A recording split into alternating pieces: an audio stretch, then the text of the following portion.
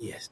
अभी हम लोग जो जो डेली हम लोग श्रील प्रभुपाद जी के, आज हमारे आचार्यों के ब्यूटीफुल बुक्स है, वो हम पढ़ रहे हैं। छोटे छोटे बुक्स है, वो पढ़ रहे हैं। तो जो लोग पढ़ने के लिए इंटरेस्टेड है, वो लोग अपना अपना हैंड रेस करना। तो कहाँ पे गया ये? अच्छा, यहाँ पे है। आज क्या टॉपिक है? आज हम लोग पढ़ने के लिए सब लोग हाथ उठाना, ऐसा नहीं है। और ये नहीं समझना प्रभु जी मेरे को नहीं दिया गया, ऐसा नहीं समझना।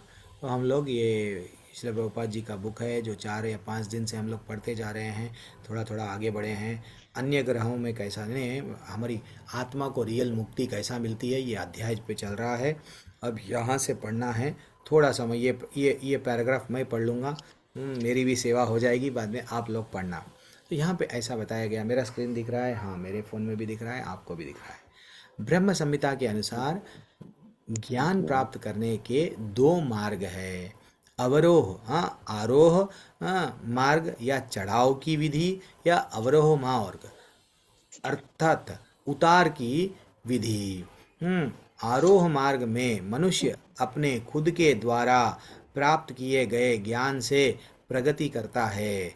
वह इस प्रकार सोचता है कि मैं किसी किसी शास्त्र या महात्माओं की परवाह नहीं करता हूँ। मैं ज्ञान के प्राप्ति अपने आप ध्यान से या तत्व ज्ञान नहीं करता हूँ। मैं ज्ञान की प्राप्ति अपने आप ध्यान से या तत्व ज्ञान इत्यादि से कर लूँगा। हाँ, ऐसा एक्चुअली, हाँ अब हमको ज्ञान प्राप्त करने के 2 मार्ग हैं माता जी प्रभु जी। एक, हम लोग हम लोग क्या कर सकते हैं, नीचे से ऊपर जा सकते हैं। रियल क्या है मालूम करना। एक नहीं नहीं, ऊपर से हमको नीचे भी आ सकता है। लेकिन ज़्यादातर लोग, ये साइंटिस्ट लोग, ये लोग क्या करते हैं, हम ही मालूम कर लेंगे ये सृष्टि कैसा बना, असल सचमुच में वहाँ पे कुछ है क्या, ये क्या है, वो क्या है। जैसा एक बच्चे को हमारे पिता के बारे में मालूम करना है, वो सिंपल जाके अपनी माँ को पूछ लिया तो उसको मालूम हो जाता। माँ बोल देती यही तुम्हारा पिता है। नहीं, मैं स्वयं मालूम कर लूँगा। तो देन फाइनली कई सालों लग जाएंगे, सबका डीएनए टेस्ट करना पड़ेगा कई लोगों का। दैट इज़ व्हाट, ये प्रोसीजर नहीं है। मैं खुद मालूम कर लूँगा, नीचे से ऊपर जाना नहीं है। हमको क्या करना है, ऊपर से जो गुरु हमको बताते हैं, वो अगर हम जीवन में सीख लिए, देन हम लोगों को भगवत धाम जाएंगे, ये हमारे आचार्य बता रहे हैं। तो अब यहाँ से कोई पढ़ना, मैं थोड़ा सा स्टार्ट कर दिया, अब आप लोग क्या कर सकते हैं।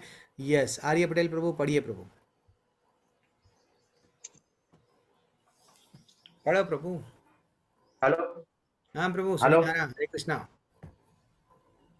हाँ, मैं गुजराती हूँ तो इसे अरे हिंदी प्रभु बोलोगे। जी, पढ़ो इस प्रभु। प्रकार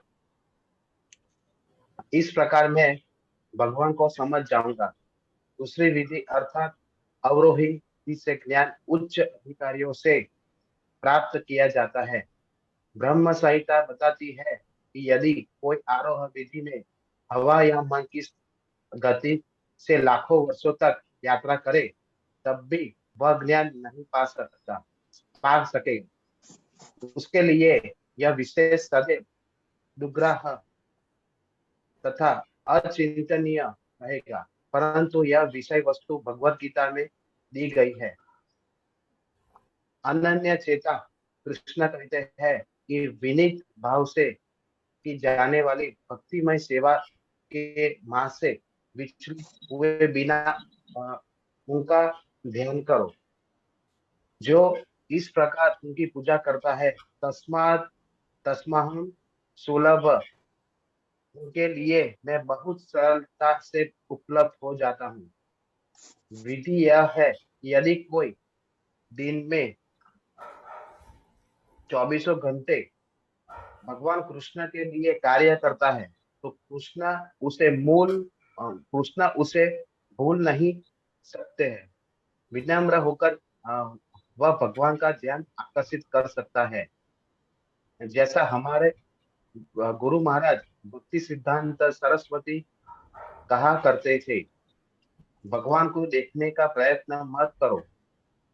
क्या वे नौकर की तरह हमारे सामने आकर खड़े हो खड़े जो जाए, केवल इसलिए कि हम उन्हें देखना चाहते हैं। यह नम्रता की विधि नहीं है। हमें उन्हें अपने प्रेम और अपनी सेवा के द्वारा अनुग्रहित करना है।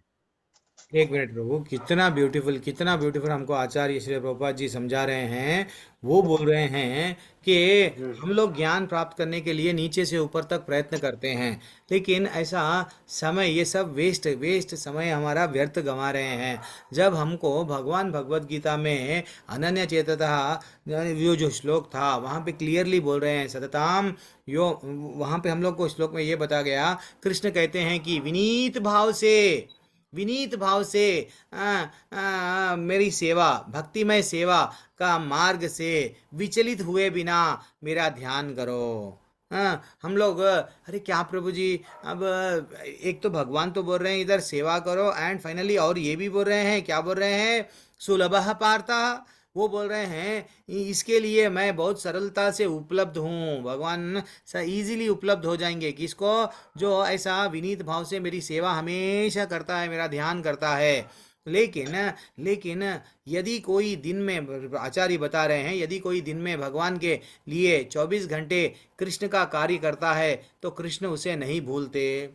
मैं एक सिंपल डाउट पूछता हूँ, अरे क्या प्रभु जी, क्या हमारे को कमाना नहीं है, क्या बच्चे नहीं हैं, परिवार नहीं है, 24 घंटे भगवान का नाम कैसा ले सकते? अगर भगवान का कार्य 24 घंटे भगवान का ही करे तो फिर हमारे पत्नी, हमारे पति सब छोड़ दे के चले जाएंगे हमको।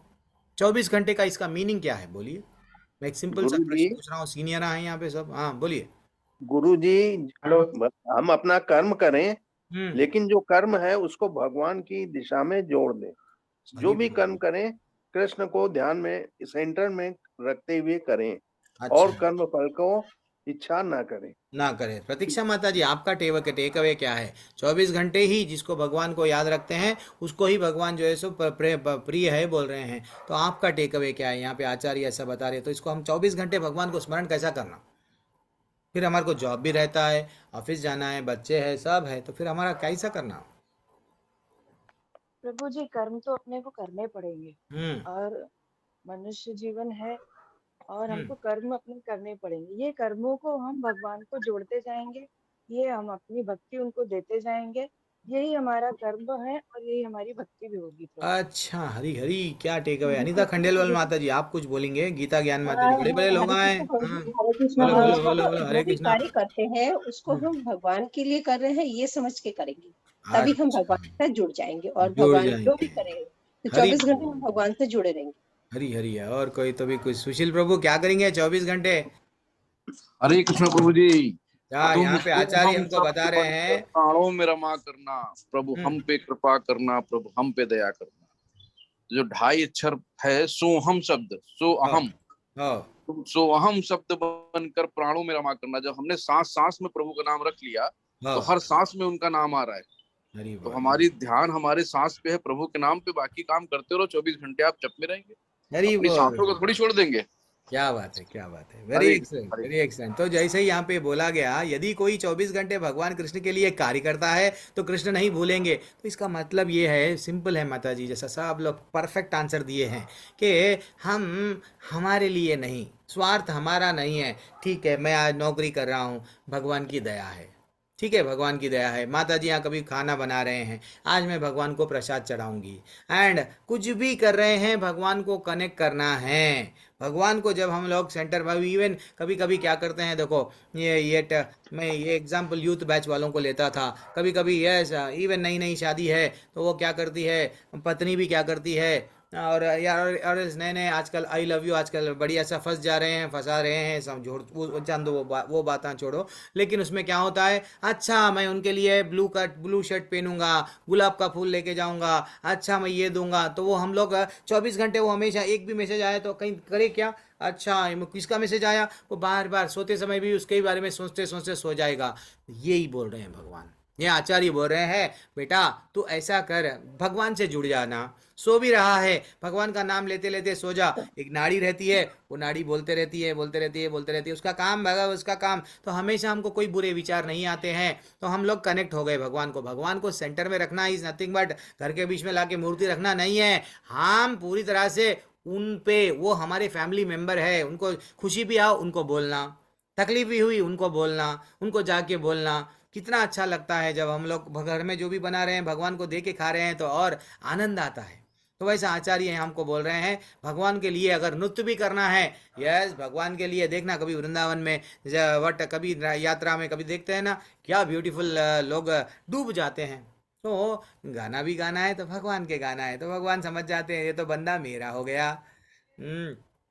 नहीं तो वो बाहर वो फूल बरसाए, अरे काय का महबूब आया है, वो कौन महबूब है, वो तो महबूब एक ना एक दिन छोड़ के चले जाएगा, या नहीं तो हम छोड़ेंगे उसको, बोलेंगे आजा मेरे साथ में, वो भी नहीं आएगी या नहीं आएगा। इससे तो अच्छा हमारा रियल ठाकुर है वो, कई जन्मों से, हाँ हाँ कई जन्मों से वट वहाँ पे योनियों से कई कई योनियों में भटक रहे थे ना, वहाँ पे इंतज़ार कर रहे हैं, उनके पास में जाना है हम, जब हमको खुशी आना चाहिए।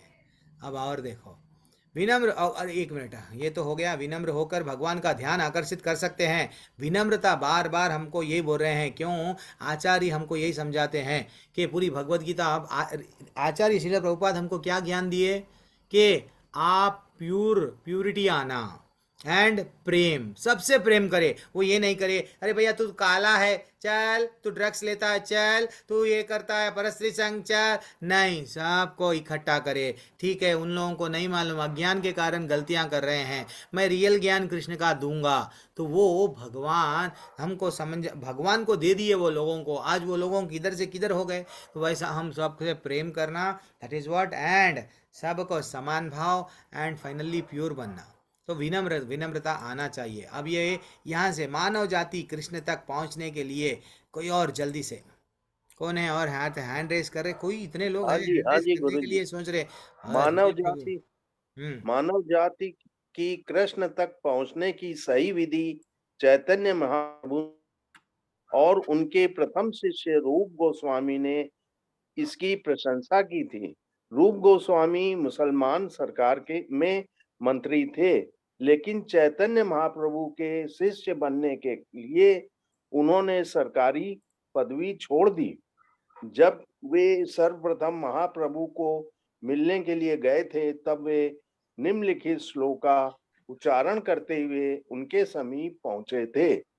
मैं परम ईश्वर श्री कृष्ण चैतन्य के चरणों में सादर प्रणाम करता हूँ, जो अन्य किसी भी अवतार में स्वयं कृष्ण से भी अधिक उदार हैं, क्योंकि वे बिना किसी भेद के कृष्ण के शुद्ध प्रेम का मुक्त भाव में वितरण कर रहे हैं, जैसा और किसी ने नहीं किया। चैतन्य चरणामृत मध्य 19.53 में ये कहा गया है। थोड़ा सा ऊपर करिए गुरु जी। हाँ, रूप गोस्वामी ने चैतन्य, बस थोड़ा नीचे, हल्का सा।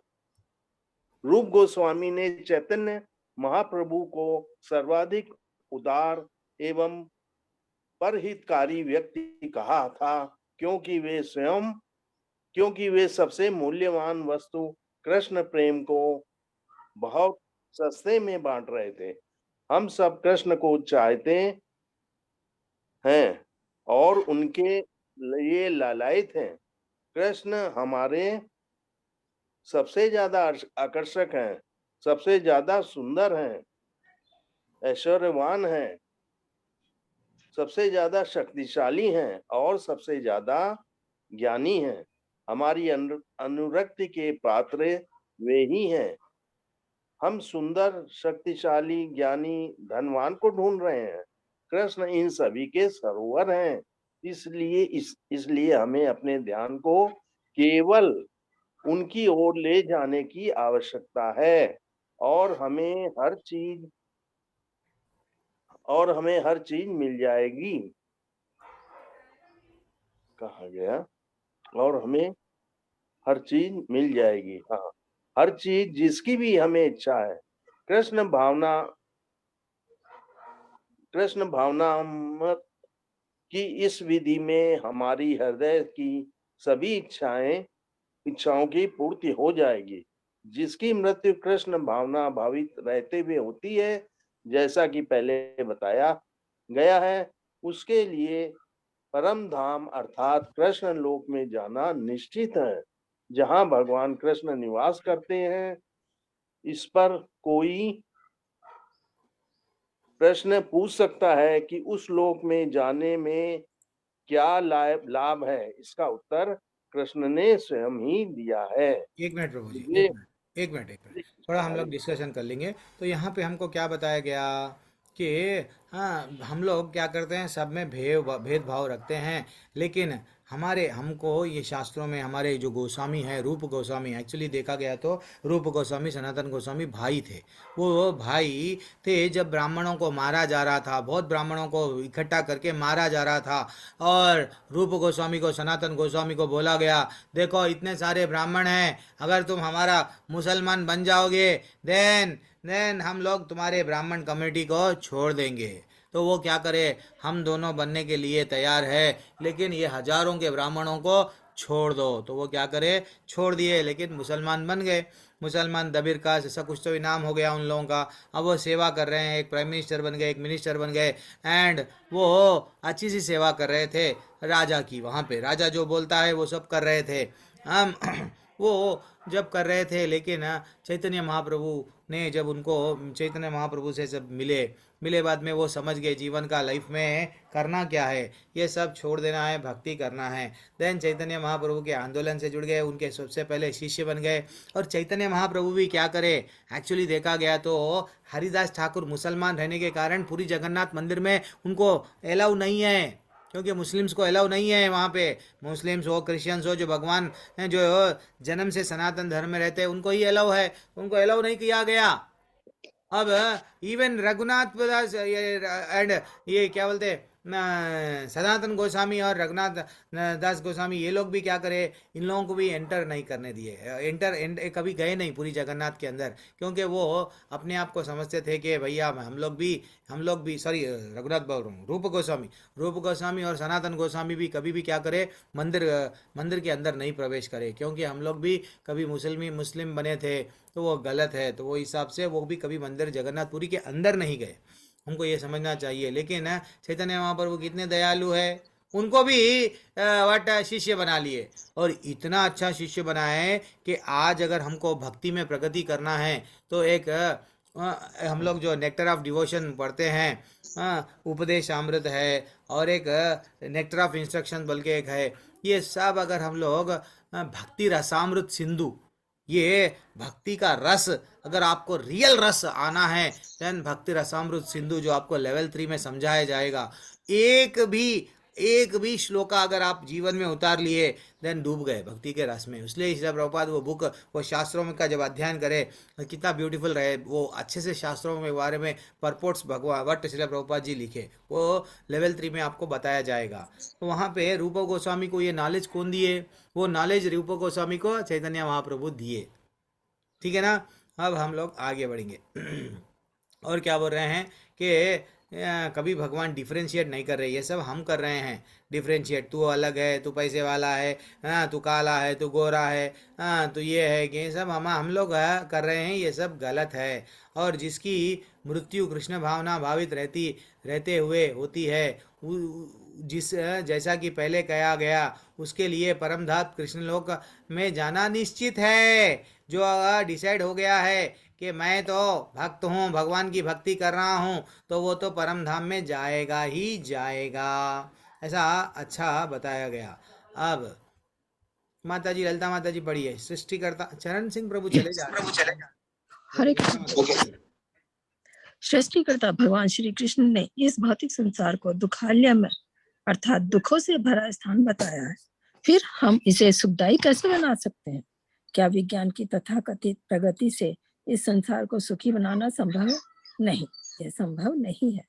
इसके परिणाम स्वरूप हम यह भी नहीं जानना चाहते हैं कि किसे दुख क्या है।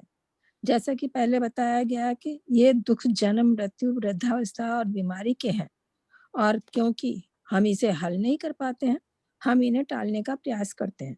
विज्ञान के पास हमें सदैव कष्ट देने वाली इन समस्याओं को हल करने की कोई शक्ति नहीं है। इसके विपरीत वे हमारे ध्यान को अंतरिक्षयान या अणुबम बनाने की ओर ले जाते हैं। इन समस्याओं का हल यहाँ भगवत गीता में दिया गया है। यदि कोई भगवान कृष्ण के धाम को प्राप्त कर लेता है तो उसे जन्म मृत्यु वाली इस धरती में फिर से वापस नहीं आना होता है। हमें यह समझने का प्रयत्न करना चाहिए कि यह जगत दुखों से पूर्ण है। इसको समझने के लिए कुछ विकसित चेतना चाहिए। कुत्ते, बिल्लियां और सुअर समझ नहीं सकते कि वे दुख पा रहे हैं। मनुष्य को तर्क संगत पशु कहा गया है, परंतु उसकी इस विचारशीलता का उपयोग दुखमय स्थिति से मुक्ति पाने का हल ऊपर करने चाहिए, ढूंढने के बजाय पाश्विक मनोवृत्ति को बढ़ाने में लगाया जा रहा है। वह दुख पाने के लिए फिर कभी जन्म नहीं लेगा। उनके पास जाने वाले महान आत्माओं को जीवन की सबसे बड़ी सिद्धि मिल चुकी है, जो जीवात्मा को बद्ध जीवन से छुटकारा दिलाती है। भगवान कृष्ण और सामान्य जीव में एक अंतर यह है कि सामान्य व्यक्ति एक समय केवल एक स्थान पर ही उपस्थित रहता है, परंतु भगवान कृष्ण के सारे ब्रह्मांड में हर जगह उपस्थित हो सकते हैं, साथ साथ अपने धाम में भी। आध्यात्मिक जगत में कृष्ण भगवान का धाम गोलोक वृंदावन कहलाता है। भारत में स्थित वृंदावन वही गोलोक वृंदावन है जो पृथ्वी पर उतर आया है। जब भगवान कृष्ण अपनी अंतरंगा शक्ति से अवतरित होते हैं तो उनका धाम भी पृथ्वी पर उतर जाता है। दूसरे शब्दों में, जब भगवान कृष्ण इस पृथ्वी पर अवतरित होते हैं तब वे उस स्थान विशेष पर ही प्रकट होते हैं। इसके बावजूद भी भगवान कृष्ण का धाम सदैव वैकुंठ में आता है। उसे इस भौतिक संसार में फिर कभी भी जन्म नहीं लेना होता है। ऐसे व्यक्ति को महात्मा कहते हैं। पाश्चात्य देश में महात्मा शब्द साधारणतः महात्मा गांधी के संबंध में सुना जाता है, परंतु हमें समझ लेना चाहिए कि महात्मा किसी राजनीतिक नेता की उपाधि नहीं है, बल्कि महात्मा से तात्पर्य प्रथम श्रेणी के कृष्ण भावना भावित व्यक्ति से है, जो कि कृष्ण लोक जाने के योग्य है। महात्मा की पूर्णता यह है कि वह मनुष्य योनि के जीवन और प्रकृति के स्रोतों का उपयोग जीवन और जन्म और मृत्यु के चक्र से अपने आप का मुक्त करने के लिए करे। एक बुद्धिमान व्यक्ति जानता है कि वह दुख नहीं चाहता, ऊपर कर दीजिए, परंतु दुख उस पर एक मिनट माता जी, अपन थोड़ा सा हाँ, तो यहाँ से हम लोग कहाँ से यही से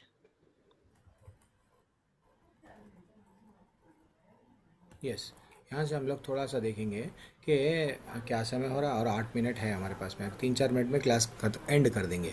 तो यहाँ पे सृष्टिकर्ता भगवान ने इस भौतिक संसार को दुखालय अर्थात दुखाओं का स्थान बताया।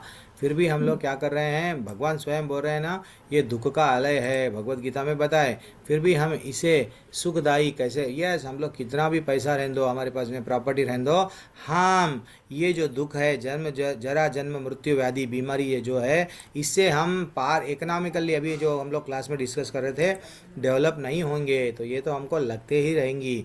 और कितना अच्छा हमको तात्पर्य में बता रहे हैं कि मनुष्य को क्या बोल रहे हैं यहाँ पे, हमें यह समझने का प्रयत्न होना चाहिए कि दुखों का पूर्ण है, और इसे समझने के लिए कुछ विकसित चेतना चाहिए। वो चेतना क्या है कि हम शरीर नहीं है, आत्मा है, ममई वांशो जीवलोके जीवभूता सनातना, कि हम तो भगवान के अंश है, भगवान के धाम में जाना है।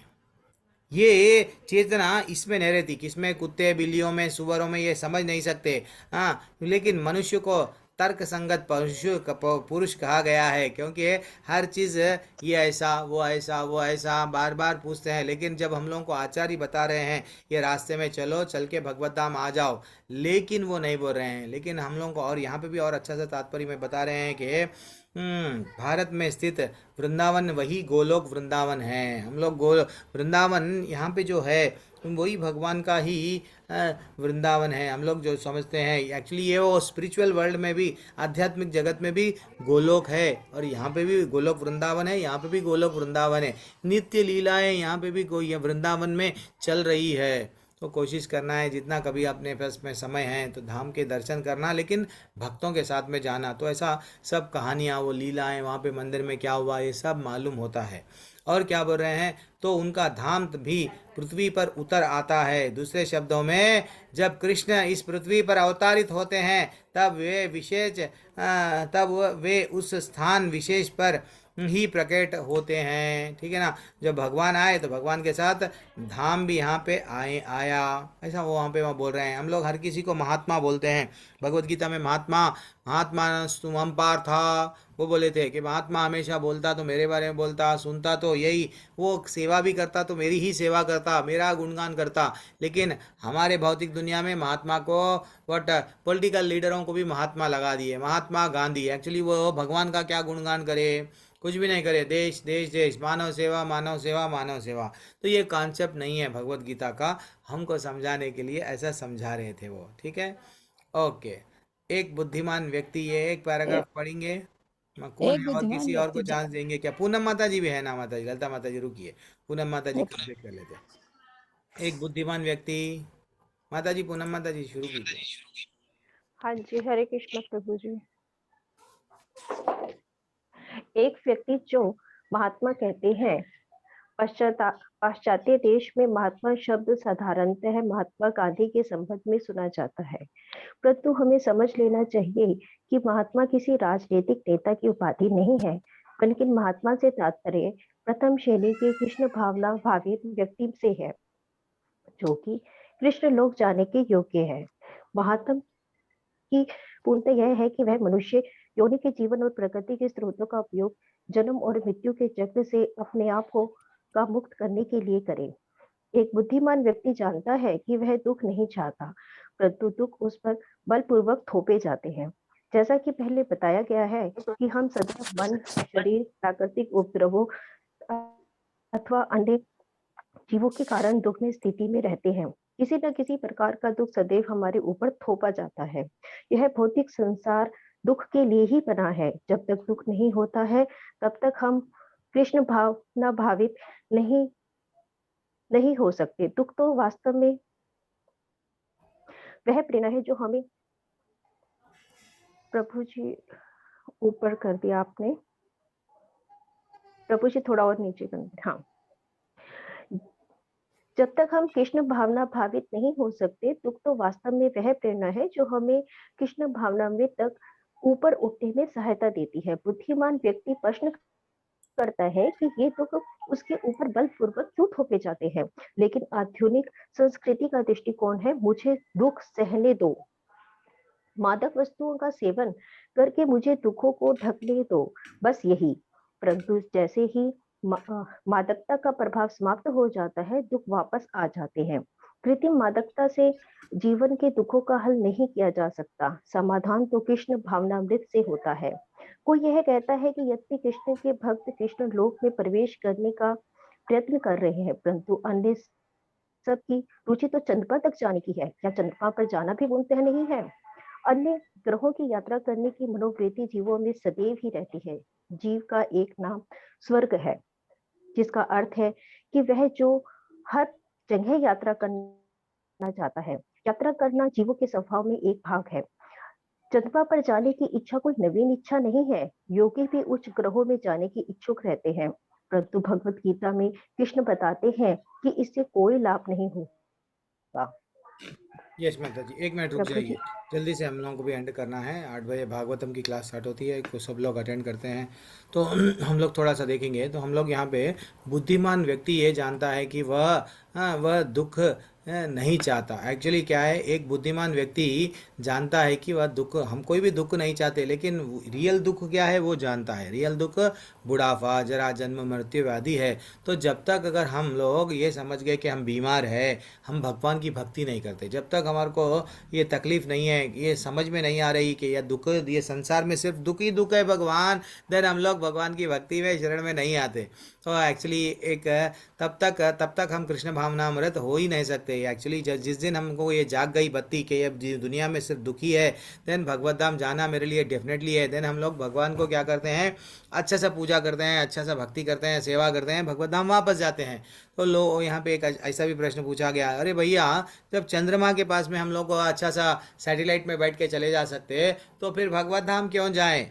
लेकिन चंद्रमा पे पास में गए, वहाँ पे भी मृत्यु का डर है, सैटेलाइट बीच में भी टूट जा सकती, रिटर्न में आते सो का टूट जा सकती। अगर चंद्रमा पे तुमको छोड़ दिया जा गया तो भी तुम यहाँ के परिस्थितियों के हिसाब से तुम्हारा शरीर बना है, तुम्हारे शरीर में पानी है, 70% 70% पानी है, सब चीज़ है, लेकिन वहाँ के शरीर के, वहाँ की ग्रह के हिसाब से आपका शरीर वो नहीं है। वो ताप और वो जो चीज़ है, वो चीज़ के साथ में आप जी नहीं सकते, मर जाएंगे। तो इसलिए ही वहाँ जाना व्यर्थ है। तो इसलिए ही हमको समझना चाहिए कि ये भगवत धाम ही जाना हमारे लिए है। लेकिन ये ऐसा साइंटिस्ट जहाँ पे लोग वो बोलते हैं, वो सब जाना वहाँ पे बेकार है। वहाँ जितने भी ग्रह है वहाँ जाएंगे, रिटर्न आएंगे। और एक इम्पॉर्टेंट बात है, एक छोटी सी कहानी है।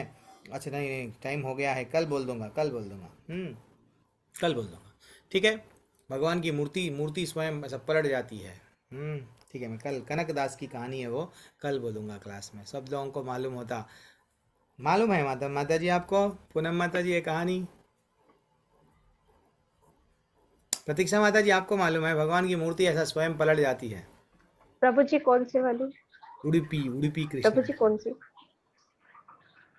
ध्यान नहीं आ उडुपी रही कृष्ण प्रभु भगवान की।